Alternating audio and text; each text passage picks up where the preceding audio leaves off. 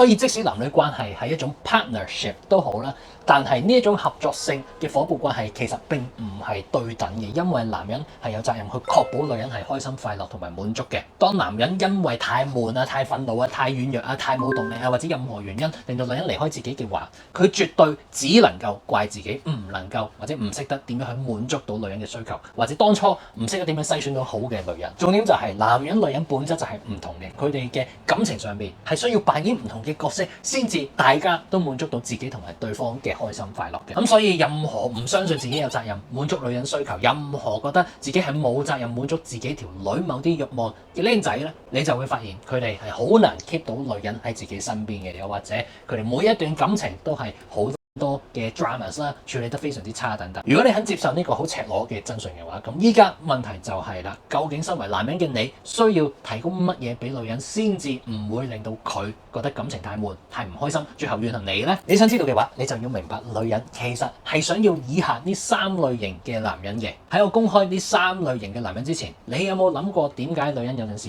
即使可以完全唔 care 某個男人嘅，佢都會同佢上床 one night stand 呢？但係有陣時當佢自己又好中意某個男人嘅時候，又會特登喺度延遲性愛，唔俾佢咁快搞自己呢？原因並唔係某啲女人係雞，某啲女人係天使呢一種嘅分法，而係因為每當女人見到一個男人，佢係會將佢分為3類。